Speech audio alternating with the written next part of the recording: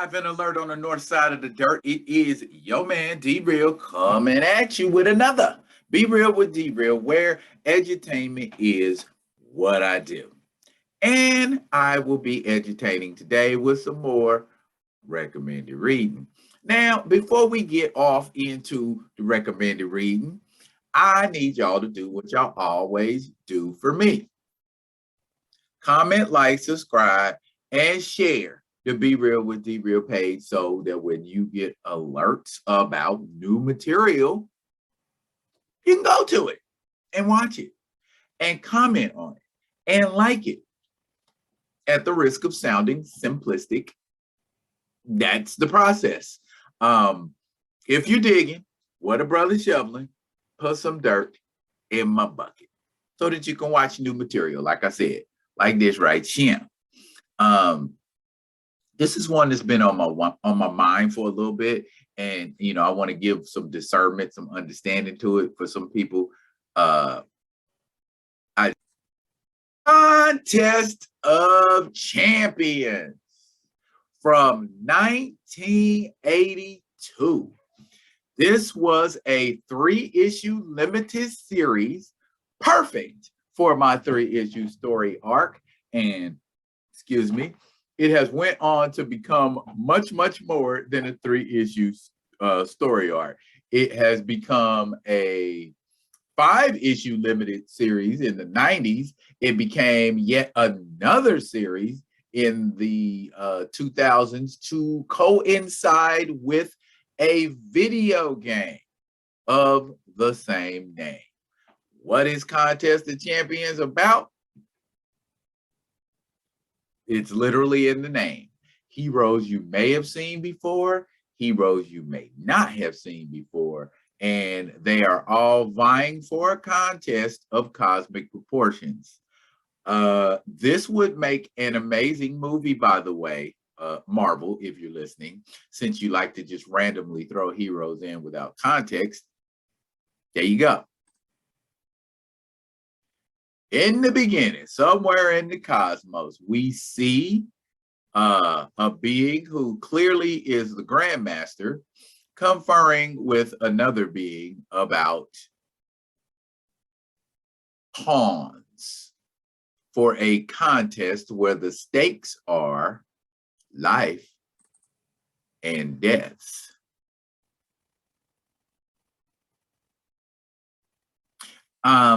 I think y'all could probably guess who that is, since we're talking about stakes of life and death.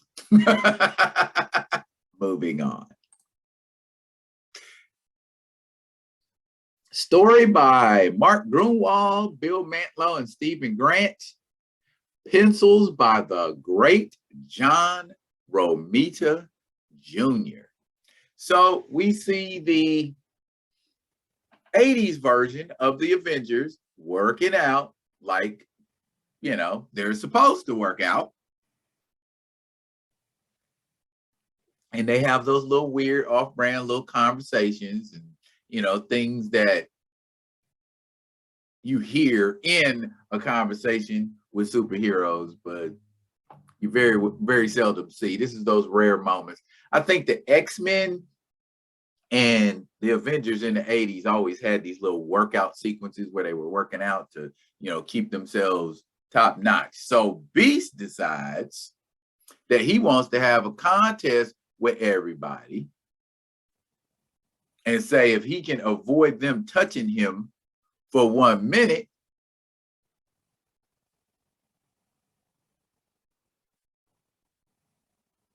they got to party with him. Because this was back during a time when Beast was, pardon the pun, a party animal.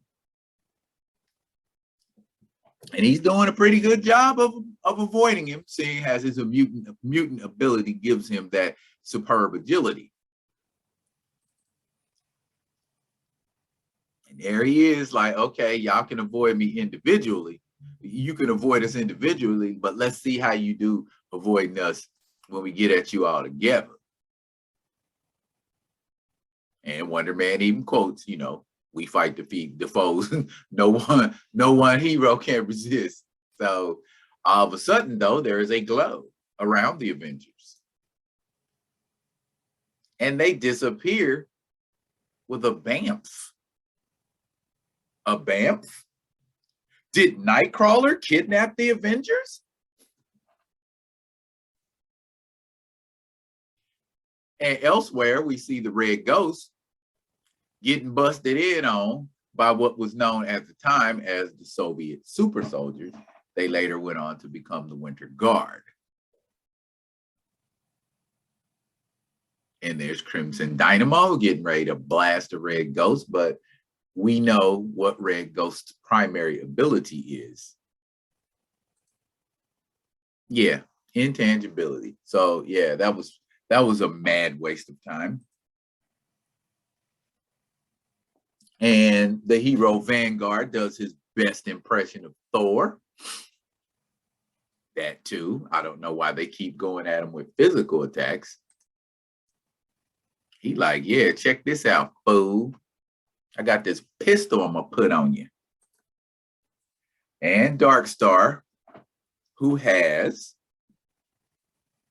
Dark Force manipulation. We don't hear much about Dark Force. I wonder if Dark Force will make its way into the cinematic universe. Kirby Crackle, like that. So he can't get away from Dark Force. Soviet super soldiers in the future, how about you lead with that?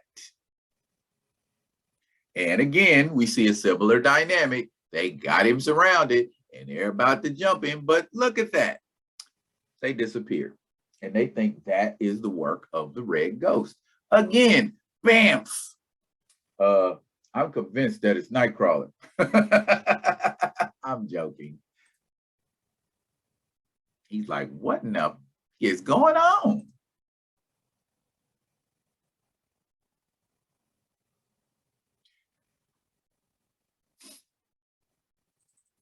And Ben Grimm and the Fantastic Four are at dinner.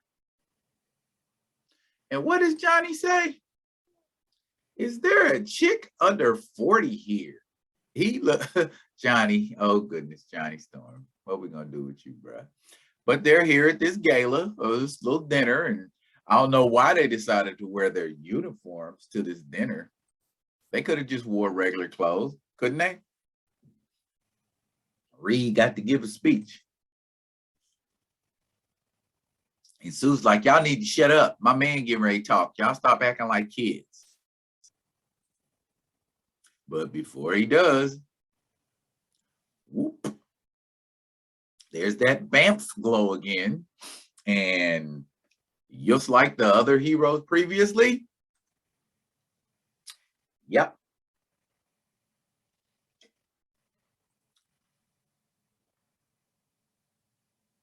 He didn't even serve his raspberry mousse.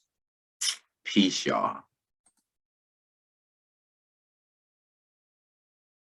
And there is a sleek ship flying over Canada's Northwest Territories. Canada? Canada? That could only mean Alpha Flight. And they already got the glow. We don't even want to hear all the other stuff. And just there you go. Bamf on Alpha Flight. X-Men in the danger room. Bamf on the X-Men? Oh my. Bamf on the X-Men? Then that means it wasn't Nightcrawler. Duh. And all over New York. Heroes everywhere. Oh man, even Power Man and Iron Fist getting the Bamf treatment. Spider-Man on the wall, Bamf treatment. Dazzler, Hellcat, Valkyrie, Bamf, Bamf, Bamf. Moon Knight and Daredevil. Wow. Shauna and Kazar. Doctor Strange and the at the time hero known as Devil Slayer. Spider-Woman fighting one of her foes. I think her name is Gypsy Moth. Machine Man, Jack of Hearts, Marvel Man, who will later go on to become Quasar, all bamfed. Hulk and Doc Samson. I like Doc Samson. I hope Doc Samson pops up in the cinematic universe. So many characters that just ain't getting no airplay, but y'all got to make Hulk a little more tougher if y'all gonna have a Doc Samson in the movie.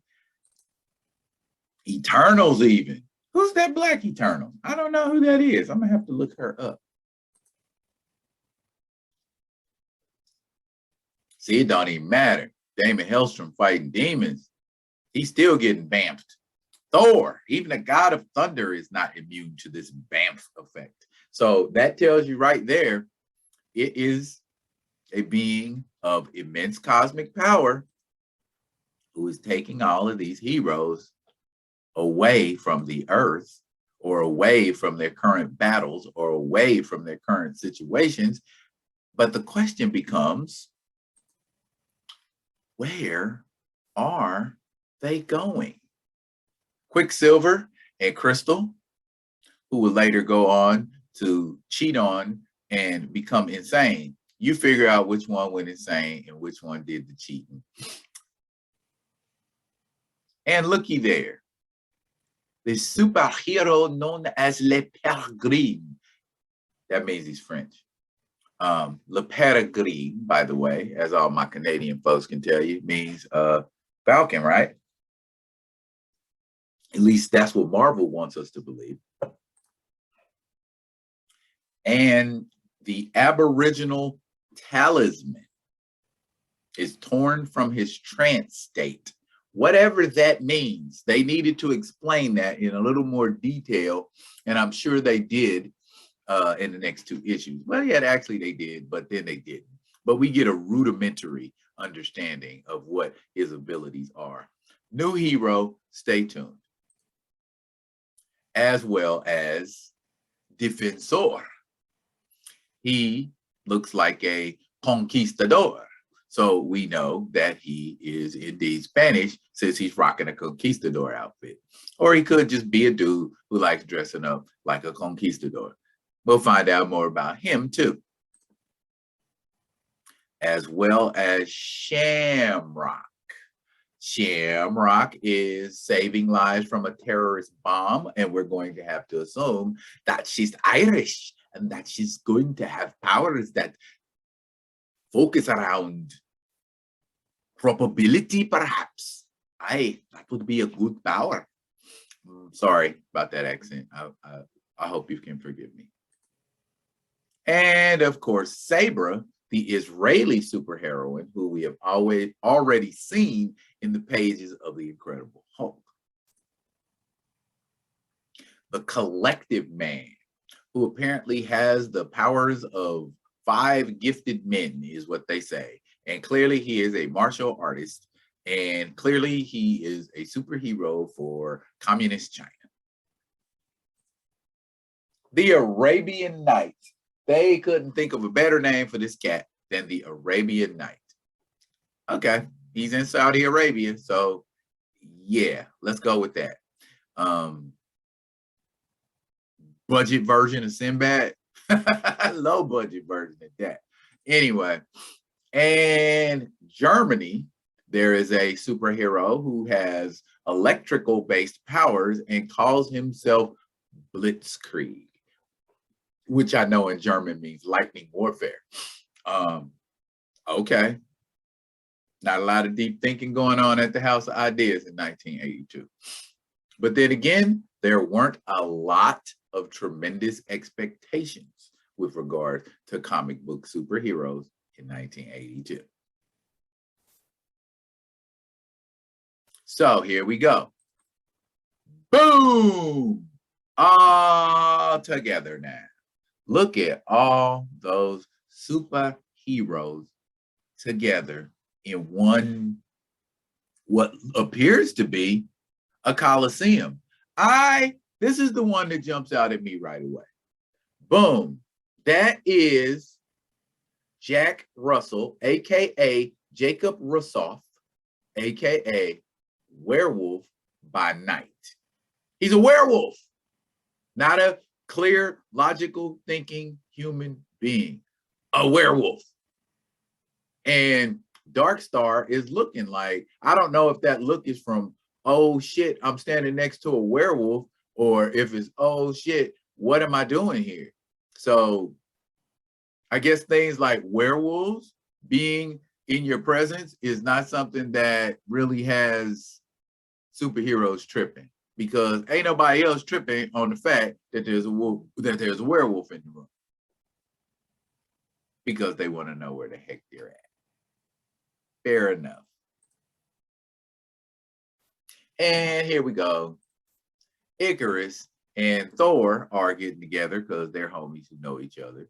You see Jocasta and Rom the Space Knight in the background. Rom the Space Knight. I might do some stories on Rom the Space Knight. He's pretty interesting back late 70s, 80s, actually 80s. Wolverine thinks that Alpha Flight snatched him. He's like, hey, y'all better come on, come with all of this. What's going on? What's going on? And Vindicators tell him, hey, it ain't us. We in here with you. Sasquatch being very sarcastic and kind of standoffish there. Oh no, they call me sir, nigga. You better back on up, because I'm the big furry scary dude around here. You just the party animal. And Iron Man, who has fought with the Crimson Dynamo in times past and is respecting the fact that he's here.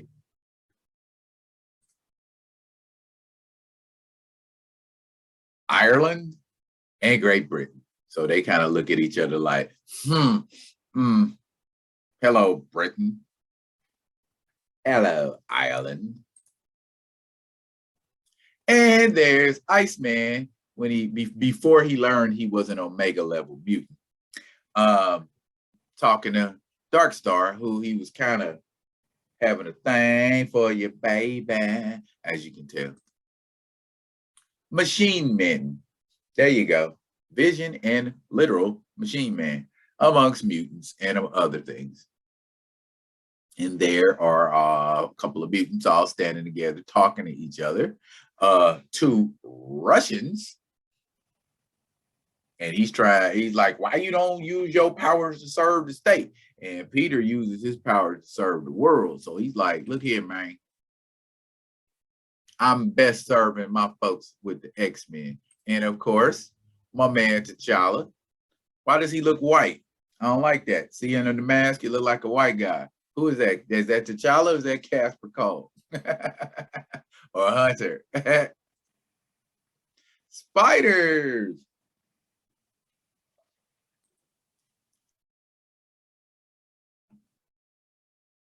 And supernatural, all kinds of beings just coming together. Look at that. I got an ebony blade. And yours is mystic in origin too. Yeah, maybe we'll fight one day. And then there's Defensor, again, looking like a conquistador. Water beings. So this is all just kind of everybody gathering, getting together, trying to figure out what in the actual hell is going on. Why are all of these superheroes here in this big cosmic arena, which is obviously not on Earth? Who brought us here? Look at that. Wow, all the minorities just, and you know, that kind of happens too in real life when you're in a situation where it's a whole bunch of people and you just kind of search out the minorities. Okay, he dark skinned, I'm gonna talk to him. Oh, that's T'Challa. Oh, he dark. Brother Voodoo. Oh, I'm gonna talk to them. Yeah, we gonna have a conversation. And you know, the new guy's like, I guess I better go where the brown people are. And again, Werewolf just in there. He ain't acting a fool. He ain't tripping. He ain't scratching nobody. He ain't biting nobody. That is very strange to me that Werewolf by Night is not attacking anybody. Okay, they're the cooler heads trying to prevail. Same kind of assemblage that you see in the 616 universe's Illuminati. Oh my. Here we go. What is it? And of course, the Grandmaster, and who we will just refer to now as the Unknown, he has basically broken down that he is putting y'all in a contest. What 3D, man? Wizard? How the hell? Anyway. And how are they holding Captain Universe? Was that Captain Universe? Oh, y'all holding Captain Universe. Oh my goodness. Anyway, everybody on Earth is frozen in place. And so nothing will continue or move forward until the contest is over. Grandmaster got some powers. They seriously nerfed him in Thor Ragnarok. He's got the power to freeze everybody on Earth. Of course, his brother has been killed by Korvac, and that is why he's participating in the contest, because if he wins, he can bring his brother back to life. And that is basically the story that is being explained here.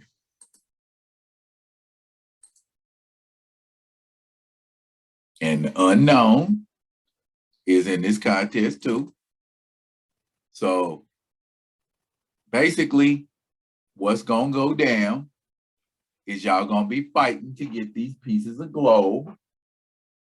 And whoever retrieves the globes, whatever team is successful, they are the ones who win. Simple enough. Those are the teams.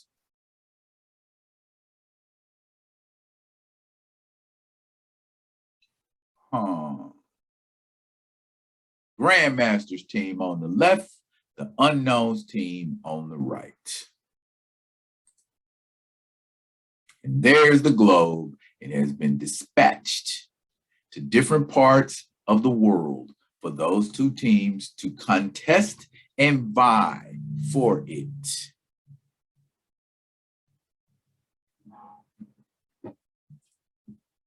What's that contest gonna be like? Do we know? Well, I do, but I'll be here to share the next installment of this three-part story arc to you. In the meantime, drop it in the comments. Tell me what you thought about this opening foray, even though ain't nobody battled yet. And until I return with the next installment, y'all, be good. Be good to each other.